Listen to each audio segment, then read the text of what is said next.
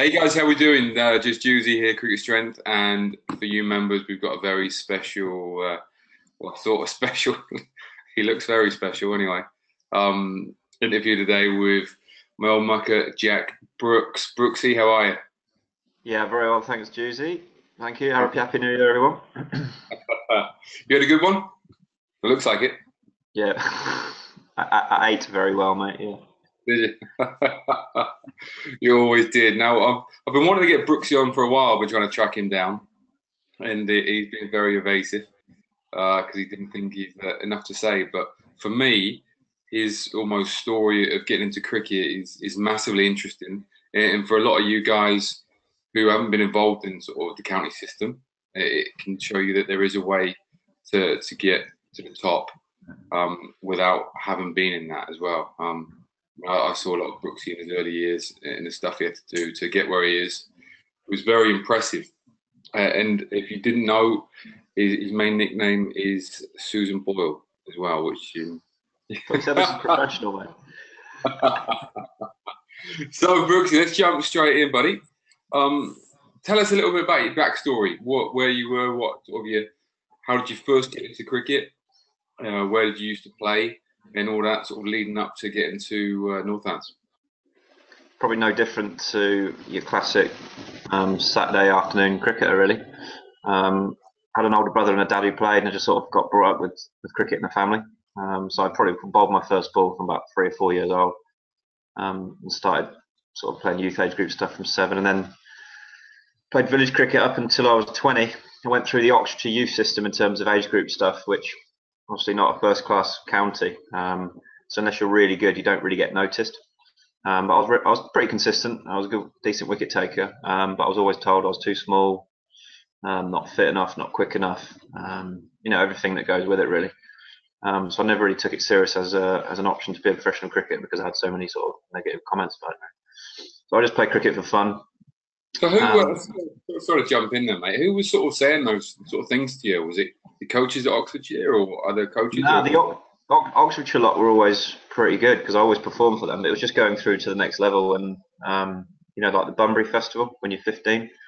I had a trial for that when I was obviously 14, 15, and I had a trial in the south of England and stuff when I was about 13. And I remember being told that I wasn't probably good enough or quick enough as a bowler at the time because I used to bowl with the keeper up and bowl these little away swingers, so it was never really anything too special.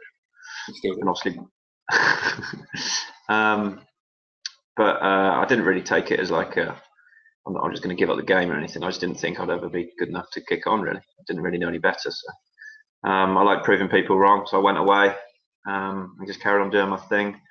And then I got told basically because I broke into the Oxford team when I was still playing village cricket as a 19, 18-year-old. So I was quite raw.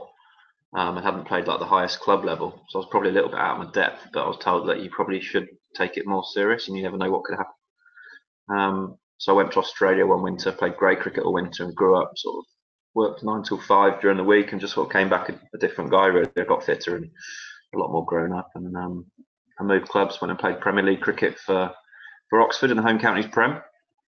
I played a couple of solid seasons for them, became a county regular for Oxfordshire in the minor counties.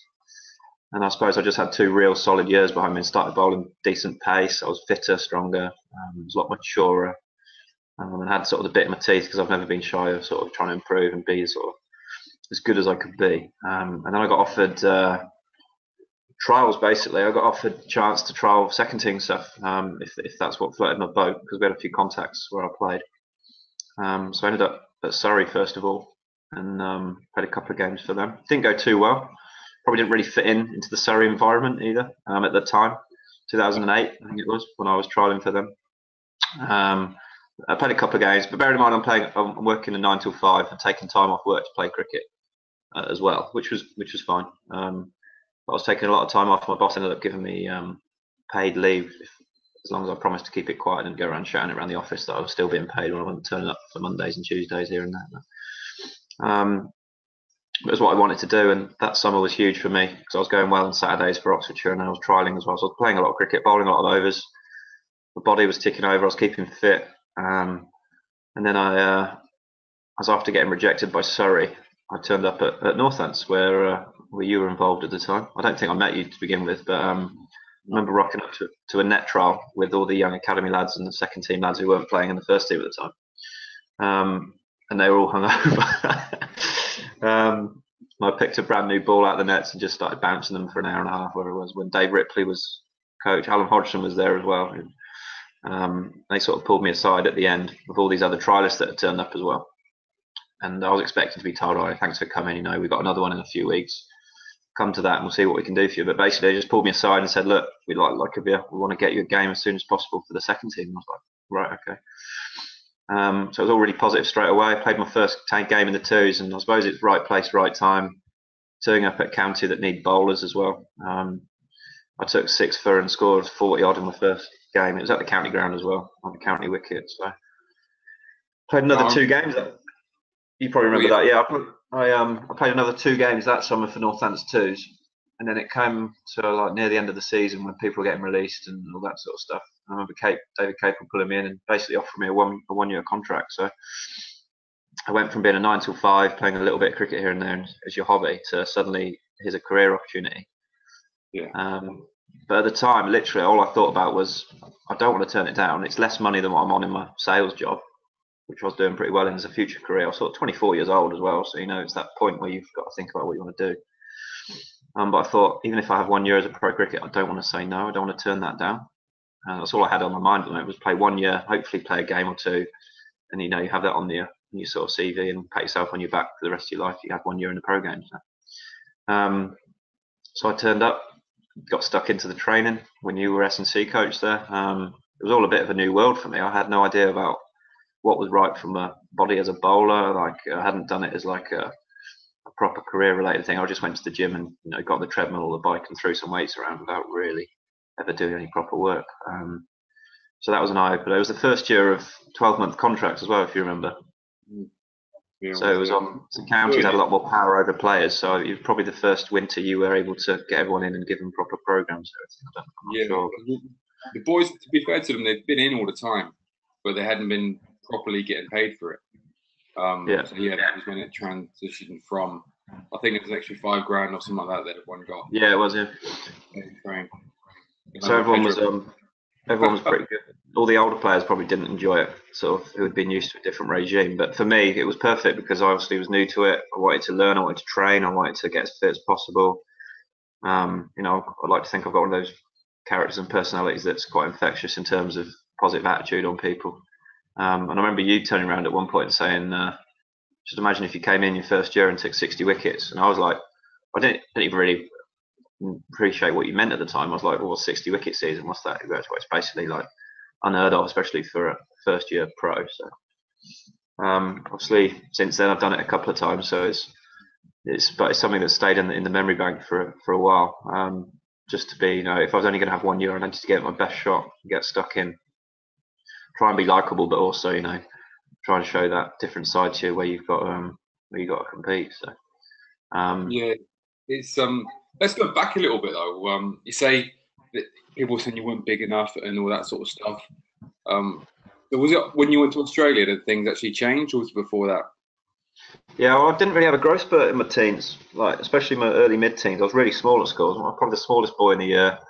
I wasn't particularly mature physically or mentally at the time, and it was just something that I enjoyed playing cricket, and I was happy to be good at it. I was just a decent sportsman. But so, in fairness to the people that did knock me back, they probably couldn't see it coming. And I still speak to certain coaches now, and they say, I still don't understand how you went from this tiny little kid who bowled tiny away swingers with the keeper up to quite a big, broad-shouldered man who can bowl up around 85, 90 mile an hour and sort of make people sniff it. So it all happened quite quickly, and it's strange how it happened. But I suppose getting physically changing late teens, early 20s, and making the most of decent physical attributes, which I've got for a fast bowler, which I've proved now, obviously, as a decent injury record over the years, really. And being sort of having a body which can sustain long periods of bowling over a long period of time. I don't think I was doing particularly the right things in the gym, but I think I was just getting fitter and stronger generally. And the attitude from playing grade cricket, because it's tough as an Englishman to go and play grade cricket, especially at the time I was a non-professional, so I didn't have anything behind me really. So you get a lot of stick, you get toughened up a lot, and then I got an idea of how I wanted my cricket to go. So I wanted to be a tough player, be able to give it out on the field and mix it with decent cricketers, basically. So that gave me a good grounding, and I came back pretty different person, to be honest. A lot of people who noticed me, who knew me well, said I did come back, changed, went from almost as a boy to a man over the course of sort of that winter. So it all kicked on from them, and then every year since then, probably from the age of 20 through to 25, there was major things going on with how my cricket was improving. So and then obviously even since from 25 onwards, from doing well at Northampton, how all that happened quickly to an England line within 2 years, and then moving on to Yorkshire, and then obviously being one of the top end performers in the country for a while. So it's been a bit of a whirlwind, really, but enjoyable. But it hasn't changed my attitude at all. I still work just as hard, just have more of an idea of what to do now. See, that's the big thing that I love from the second when you played that game on the second team, where like Crick's out.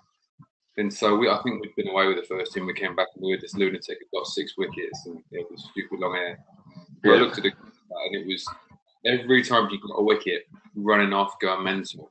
And it was like, I like this. No, something different here, because I don't know. I want you to comment in a minute about academies, because you didn't have one.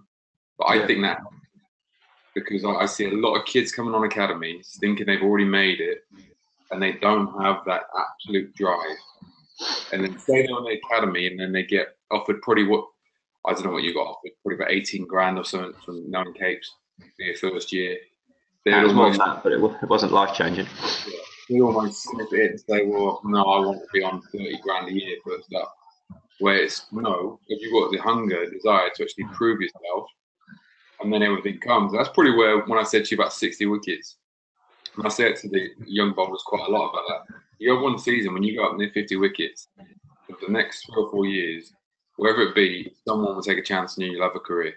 So get the work done and get to that stage. So do you think you actually, it helped you not being in the academy? Me personally, yes, in a way. I don't look back with any regrets. I don't, like some people say, oh, do you wish you'd started younger? And I'm obviously proud of the story and everything that I've come from, and amateur background and everything. I think all I've just missed out on is a slightly longer career and having a longer career in the game, which isn't always a good thing. So I've got that grounding from outside, where I've actually worked for a living and had a taste of real life, so to speak, which is what everyone's going to get when they finish anyway, unless you're, a quality England player who doesn't need to work. But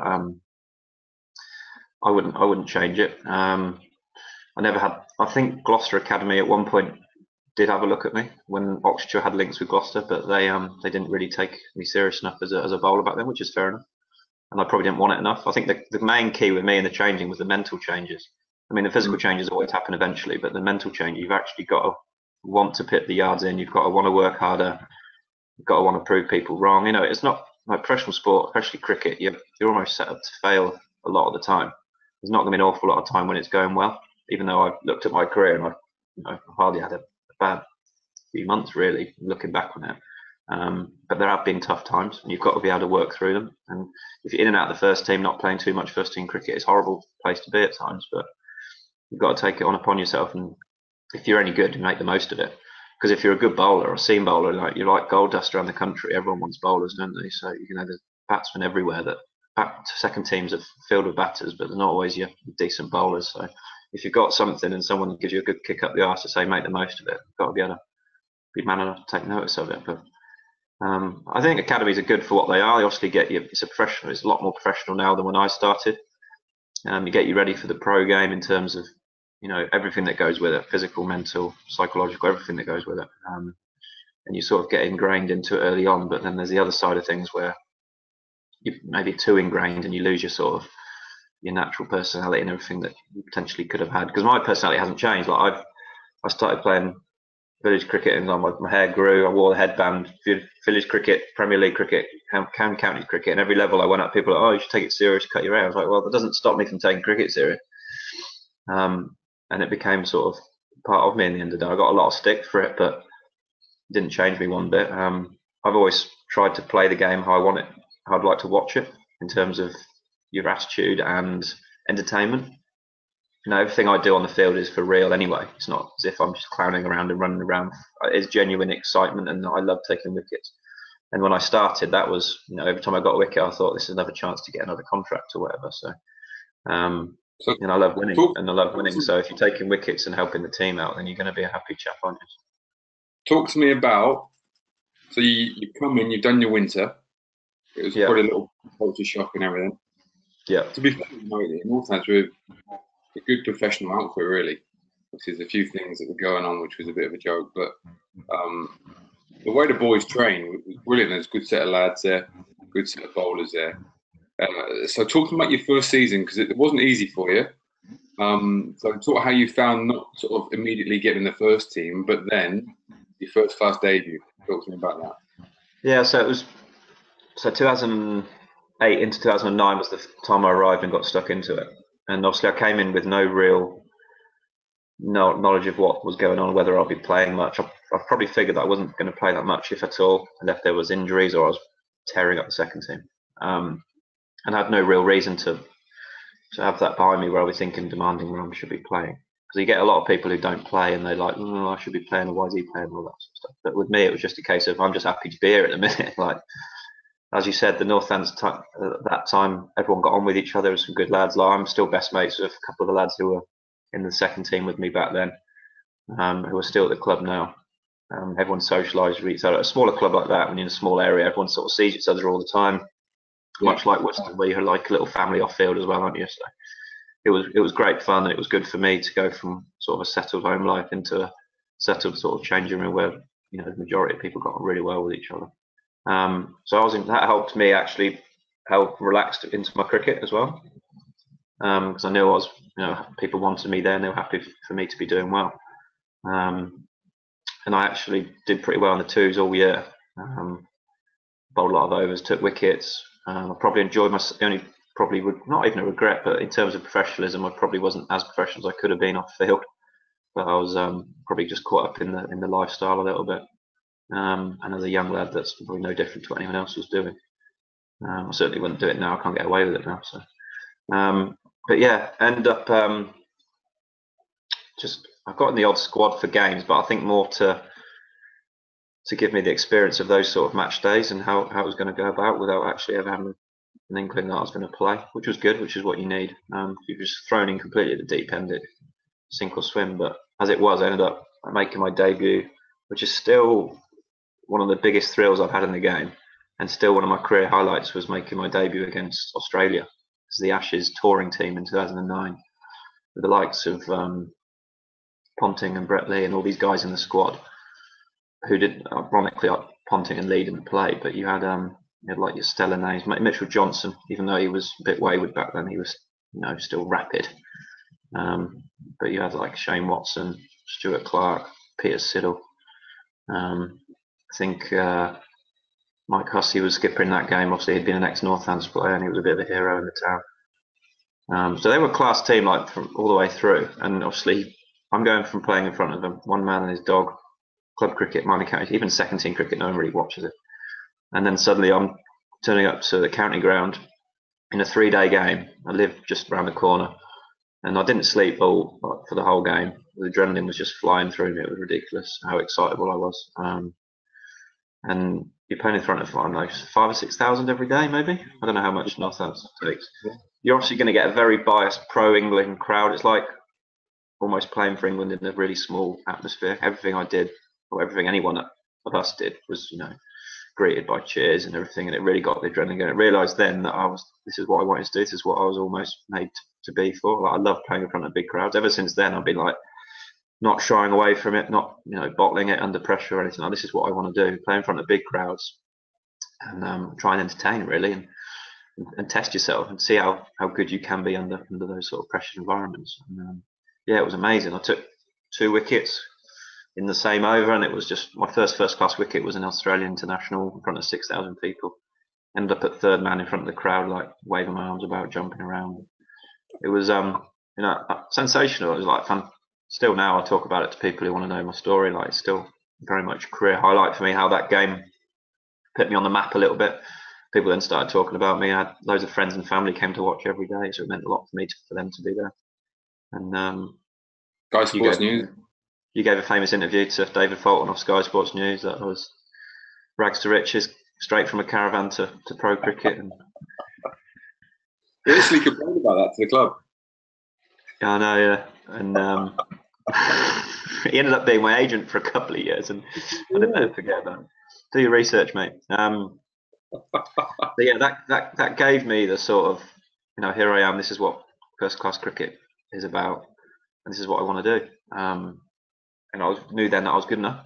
I had people in my ear the whole time telling me that I was good enough, but until you've actually done it and proved yourself, then you don't know for sure, do you? So after the back of that, I ended up playing. I think I ended up playing 2 championship games after that summer, and maybe 1 or 2 Pro 40 games or whatever they were back then. And I managed to secure another contract. It was a 2-year deal. So I got through my first summer, enjoyed it, and then obviously didn't have to worry about my future too much after that in terms of maybe going back to an office job or anything, because I had another 2 years in the game at my feet, a bit more money, and a lot more confidence in what I could do, and I haven't really looked back since. Really, it was fantastic. That game against Australia still makes the old hairs on the neck go up every now and then when I think about it. It's one of the ones that I've done 18 seasons now. And most of the time, those games are like, we got to fit this one in, we got these blokes knacking, we've got youngsters not quite ready, and you get so crowd, but that one was just buzzing. The whole game was just buzzing. You came in, remember Wiggs came in, got a wicket, I think first over or something like that. And the whole place. Got, Phil Hughes, that was when obviously Phil Hughes was tragically taken, but at the time he was. He couldn't stop hitting hundreds, could he? He was obviously in nick, but there was a lot to do about he couldn't play the short ball, so we had Dave Wigley, wasn't the quickest in the world, but managed to bounce him out. And then I think the main thing that game as well was we obviously didn't have our strongest on paper in the squad out. Like a lot of all the South African lads we had, or the main first teamers weren't playing. So we had a lot of guys that I'd played all sort of the previous few months and winter with, that I'd played in the 2s with, that you all got on really well with, like good friends, guys that wouldn't necessarily be playing in the first team at all that year. And then you had a couple of fringe players, then you had someone like Niall O'Brien, who was like a good senior player at the time, who I was living with as well. So you just had a really good vibe about the team, and like you said, that the vibe about the whole game was just everyone was really positive. It didn't really matter about the result, and we ended up losing it on the last day, but just everything about the game was just absolutely positive, and not the Aussies were so forthcoming. Like we all went in the change rooms at the end. I remember getting a shirt signed, and Peter Siddle gave me a couple of pair of his bowling boots. And at the time, I was like, "This is quite a big deal. Like, this is huge." It was just fantastic. Like you said, the atmosphere about the game, the crowd were brilliant. It was great for the county as well. It was good day. Good 3 days. So then we got to the end of that season, and then the next one really your breakthrough year, wasn't it? How many championships? 2010. Basically, we lost Johan van der Wacht in the winter because he didn't come back from his cold pack deal. So I remember Capes, who was first team coach at the time, who was actually really good to me. I know he gets a bit of stick and the club weren't too successful under his regime, but for me personally, as an out-and-out coach, he was actually fine. And I remember him just pulling me to the side and saying, "Look, I think it might have been the winter in the Fraser. He goes, look, Johan's not coming back. We're lacking a strike bowler." And this is in front of me, and I'm like, "Yeah, who are we going to sign?" It's difficult to replace a decent international, experienced 30-year-old seamer who whacks it and is a bit of a jet. And you go, "Yeah, basically, we want you to take over his role." And I'm like, "Huh? You what, mate? What drugs are you on, Kate?" But at the same time, I wasn't too daunted by it. I just found it funny that he wanted me to take the role of this guy. So basically, hand me the new ball, and I want you to be that aggressive new ball bowler, get in people's faces, and be the wicket taker. So then I took on this new on-field sort of personality where I thought, right, I've just got to be a bit more aggressive, get in people's faces. I've never been one to sledge, but I just thought body language and just show people that you mean it. If I've got the pace and the skills to worry people, then they can see my attitudes in their face. Then hopefully it'll all come together as a decent package as a strike bowler. And that was when I first got my teeth into the sort of that role and knew what I had to do in that team, and how I was going to fit into the team. And it was good to get clarity on that from Capes, and also I wasn't too daunted. But again, it was something that was a massive challenge. People probably weren't expecting me to do that great. But it was just something like, right, go and prove some people wrong, or prove people right in this case with Capes, and then just say, look, if it goes well, then I've got a career sorted here. Hopefully, I never ever thought about leaving Northants to come here, do as well as I can, and stay for as long as I can. And I think I had a really good start to the season. I think the team might have actually started really well. I think we won our first 13 games, or we went undefeated for 13 games in all cricket, maybe, or was that the year after? I can't remember. That might have been the year after, because year after.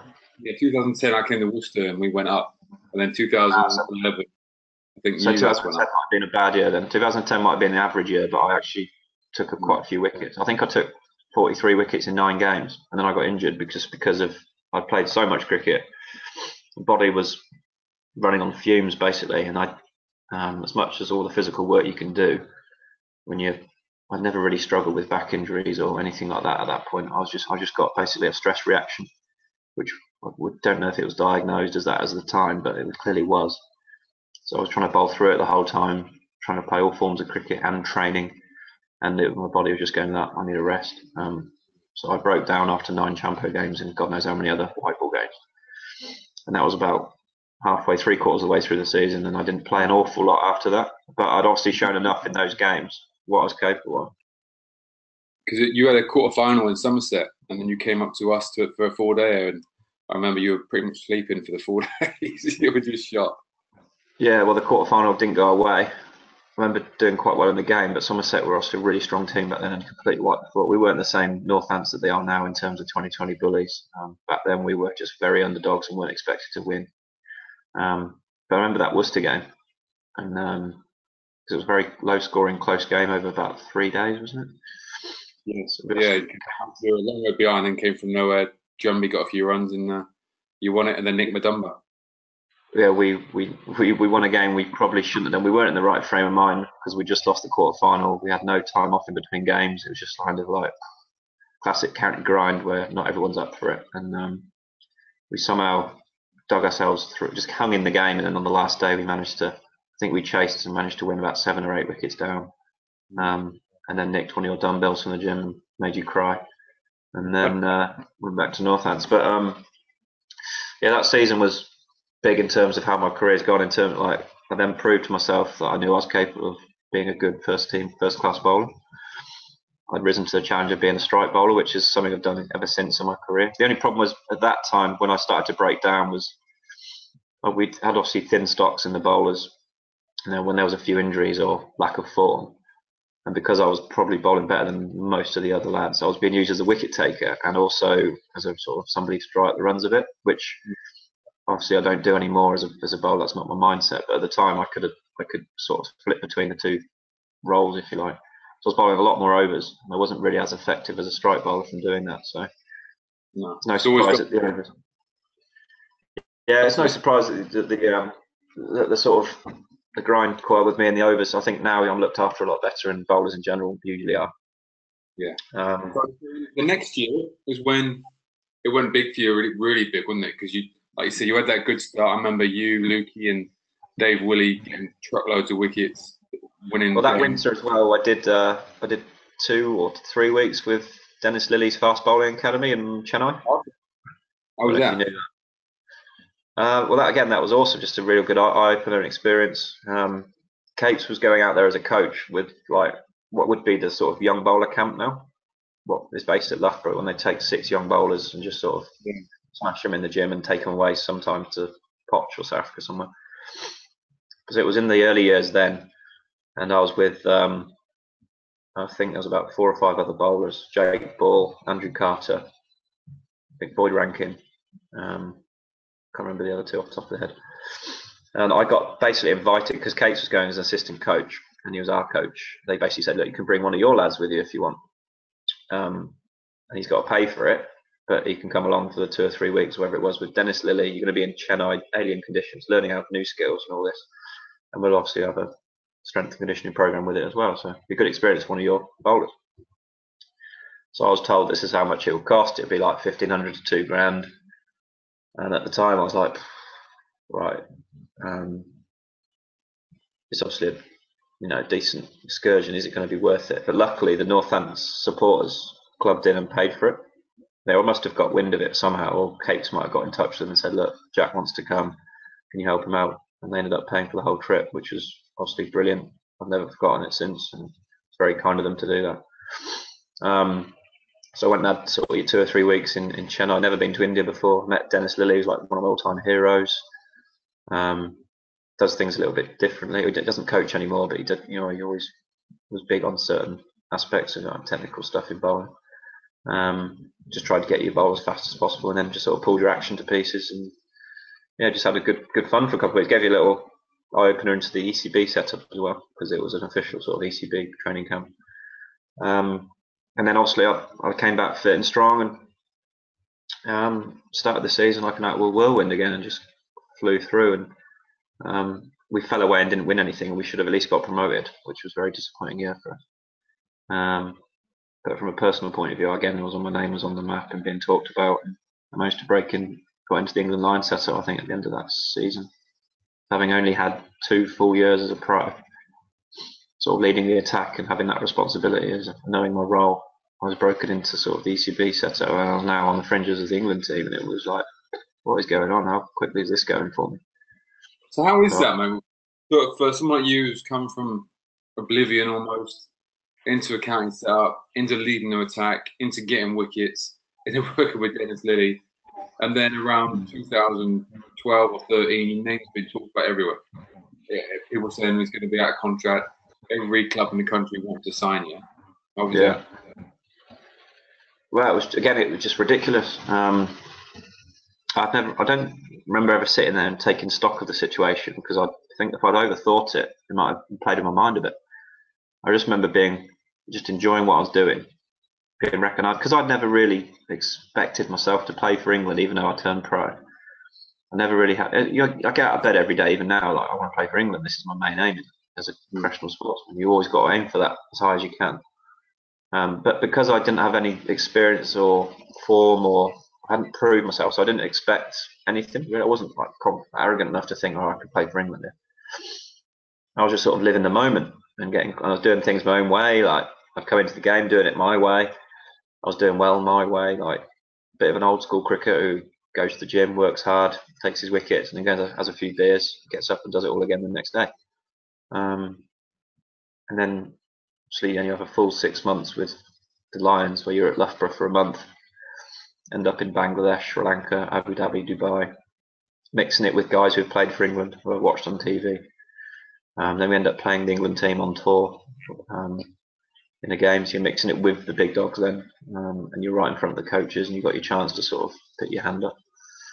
It was a great experience, and I think it gave me an idea then that I potentially could be good enough to play for England. I just needed to have a bit more confidence in myself, and maybe either be forced my way in through being really good, or be that guy who's ready when something goes wrong in terms of an injury or lack of form, and you're the guy that they want to pick. But as it has happened over the years, there's always been someone else they've gone for, whether it be the obsession with sort of a left armer, somebody who bowls 90 plus, and also somebody who can bat 8 or 9 as well as bowl. I think that what it comes down to, I'd quite happily put my hand up and say, if you don't play for England, that means you're not good enough. But I generally believe that I would have, if they put me in the England test team over the last few years, I could have held my own and done well enough. And I've got confidence in myself to still be able to do that.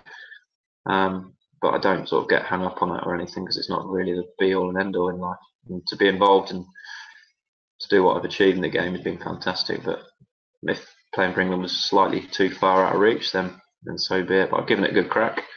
I've done it my own way. So he's probably suffered from Jimmy, really, because he's never really injured. And for me, you'd be the like for like replacement. A couple of years ago, when he wasn't, I thought you should have been the man to come in, because you were taking wickets left, right, and centre. I'm not a bowler-friendly pitch anymore. In Div 1, and for me, that should have been your chance. But like you said, they always go for some reason left arm, or we haven't got any real quicks anymore.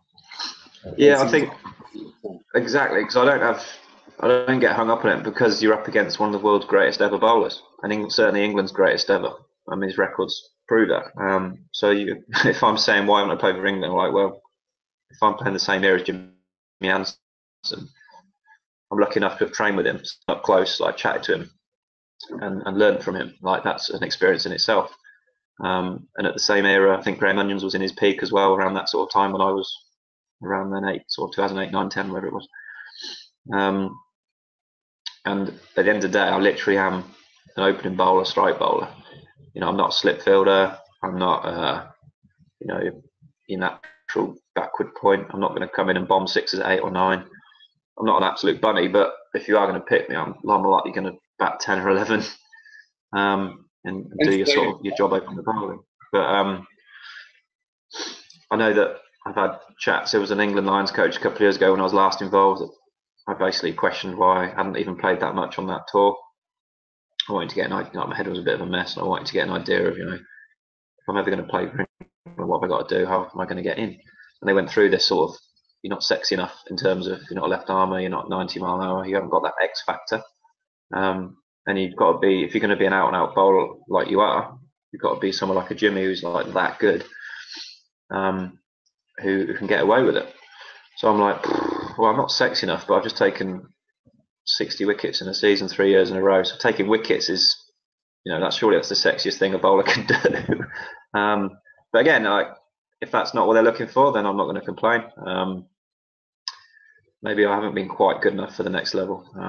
You know, people get hung up on leaking runs and all this crap, but it's something that my job at Yorkshire is to take wickets and not worry about the runs. So in terms of doing that with the team I was fitting into at the time when we were that good, if I'd leaked 5, 6 and over, it didn't matter if I was taking wickets. So, whereas the current team now, in England, were at their peak when they had those 3-seamers in Swan, they're all about keeping pressure and not going for runs. So maybe I just didn't fit into what they were looking for, which, again, not a problem. It's high level sport, and you can't use excuses why you're not going to play from the end of the day. So. But saying that, you went to Yorkshire to probably, you know, England B team, the ridiculous amount of talent up there, and you won 2 championships. Yeah, we won back to back, 2014, 2015. Yeah. It's not bad, is it? Oh no, exactly. The way my career's gone, I'm pretty pragmatic now. Look back and say, even if it finished tomorrow, I could look back and be stupidly proud. I made a joke when I first arrived at Northants in 2009 or 2008, whatever it was. And Rob Newton, who, you know what he's like as a personality, he's like pretty laid back, jovial sort of character. He's one of my better mates from there. I lived with him for a year. And I remember we just always had a bit of a laugh at each other. And I said, I'll probably end up playing 70 times for England, 70 caps, and I'll probably have a decent 10-year career. And this is when I was still trialing, like just having a bit of a joke with him about it. But next year will be my 10th year in the game as a pro. And if it finished at the end of this season as a 34-year-old, having said as a laugh, I've played for 10 years, and you know I'm going to end up with, if I finish this season, I could end up with 400 plus first-class wickets and over 100 first-class games. So that's a decent career in itself, even with hopefully a few more years left in the bank. So I'm already proud of what I've done. I've got 2 championships, which is a holy grail for a county cricketer, which is what effectively I am. I played for England Lions over a dozen times, and I was, you know, very close to playing for England at one point, potentially. So that is a pretty proud career anyway, regardless. So the Yorkshire moves worked out well. As a 28-year-old, when Yorkshire came calling, the previous year I turned them down because I wanted to stay at Northants to prove myself for one more year and try and get the lads up, because it meant a lot to me to play for them and do well and see Northants do well. Mainly because of the lads I was playing with. It's difficult then to not be selfish about your own career when it doesn't go as well, and you can see your career going a different direction to your mates, which is probably where Dave Willey stood in a couple of years later after me. And when Yorkshire come calling with Jason Gillespie as head coach, and I could see their squad, like what the potential it had. And I knew Root and Bairstow from the England Lions setup. I didn't really know anyone else as like to talk to. But I could just see how good they could be. They're on the way back up. Get to play at Headingley. Decent for a seam bowler. You know, I still wanted to play for England. My goals were to win trophies, protect, you know, the championship, and play for England. So I thought, where best could I do that? And I was very fortunate as a cricketer to have offers from plenty of different teams. Different counties were sort of putting me up in hotels and meeting up with me and taking me for dinner, trying to get me to sign for them. at the end of that season, and I was still under contract, so I was having to break my contract, but I had a clause in it which annoyed the chief exec at the Northants, but I think he was resigned to the fact I was going to go. So they were basically saying, look, just go and do your thing and let us know as soon as possible. But with Yorkshire, like all these guys treating me and taking me out and putting me up in hotels, blowing smoke up your ass, saying, oh, you should come and play for us, we're brilliant, this is what we've got. Dizzy literally just texted me or rang me, told to meet me at Leicester Forest East Services at the Costa Coffee at whatever time of day it was, lunchtime on a day off. And he was going to come down from Leeds. I'll come from Northampton. And I met him. He brought his oldest son, who was about 6 or 7 at the time. And it was a different world from all the other guys were making a massive effort, but with just Dizzy's sort of laid-back nature and who he was. I think he just knew, and he knew at the end of that meeting that I was probably going to sign for Yorkshire. And once I went out for my medical, still wasn't a done deal. But I drove through the gates after my medical, and I rang my agent, and I was like, yeah, this is where I want to be. This is an amazing place to play cricket, I think, and just everything about the club. And I think sort of that 4 or 5 year period under Dizzy, like we were sort of the strongest team in the country. You meet a lot of players from around the country, and they were like almost jealous of how successful, how popular we were as a team, and how we went about our cricket, how our system and our setup was working. A lot of counties were trying to copy it. It was an unbelievable period, and I'm chuffed to bits that I made the right decision and ended up going up there, especially as a non-Yorkie, which they don't really sign non-Yorkshire players too often. But it should obviously take a lot of pride in, again, my character and personality to be able to fit into an environment which is a tough environment, like the Yorkshire changing room. It's brutal. Like you get your normal piss-taking changing rooms and team environments, but the Yorkshire one is a different kettle of fish. It's borderline bullying at times, but it toughens you up and it brings you closer together. And there's some big personalities. You forget at one point we had 8 guys who had played for England or were currently playing for England at the time, and we're talking legends as well, like Sidebottom, Root, Bairstow, just along with the other guys who have done really well as well. So, it's been unbelievable for me. And to mix it with these guys, like our training sessions and nets, like international training sessions and nets. So you're only going to improve. You only got to see youngsters coming in and see how well they've done under that sort of environment. And it was brilliant for me. And it's no surprise that I've had success at Headingley in that environment. And I don't really want to leave now, really. It's sort of a difficult place to leave, but it all comes down to how much you're playing and how much pride you've got in playing, I suppose, as you come towards the end of your career. But it's still plenty of miles on the clock, isn't it? Yeah, I think again, like you make the point earlier about starting late. I think that's going to help me in terms of maybe churning out a couple of extra years at the end of my career. Because I'm 34 this summer, which I'm certainly not getting better at my age in terms of I'm not going to get any better than what I am. I'm not going to get any quicker. My skills are there. They hopefully won't go anywhere. Hopefully I won't lose my zip, which is what I need. But Ryan Sidebottom finished at 39 this year, whatever it was. Again, he was a world-class international bowler who was unbelievable. But there's not many bowlers who have got to sort of late 30s, around the 40 mark, unless you're real top draw. But if I'm 34 and I'll take it year by year, but if I can play for another couple of years, that would be pretty cool. And Stevie Maggs, who's 37, might have just turned 38. So as long as you keep yourself fit, there's always be a room at Worcester for you. Yeah, well, I said if you look after yourself physically, and I know I've got the skills and the sort of form to back it up. If I look after myself, I'll take a lot of pride in my fitness results and off field and gym work. I'm still regularly one of the fittest in the squad. I'm regularly beating lads 10 years younger than me at the yo-yo, and I know that my fitness will always be up or thereabouts just because of my work ethic. So, but I think now it's just about taking it year on year and seeing what I can do. I still want to win things at the end of the day, so long as I've got that desire when I wake up in the morning. It gets harder, like it hurts more, it takes longer to recover as you get older. But it's I'd much rather be doing this than anything else, because I've got that experience of doing other things and get back in that caravan back down to Tiddington again. It will be a long way off. Yeah. Thank you so much for doing this. From the heart, it's one I've wanted to do for a while, to speak to you and to to let the guys know how you've done it. And for me, sort of being a little bit a part of your career and watching you how you came in, so immensely proud of everything you've done. Nice. It's brilliant. And another 4 or 5 years easy. You keep going to your 40. Easier for you to say, mate. But yeah, no, it's been cracking. Obviously, you've been a friend and a colleague from when it began, and it means a lot to me to have those sort of people still around and saying nice things about you. You know, if you can take anything from what I've done onto your job and to people you speak to, then that's fantastic. I've done my job in a way as well. So no, it's been fantastic. Hopefully a few more, but yeah, cheers, mate. Thanks very much. Appreciate it. Cheers, Bob.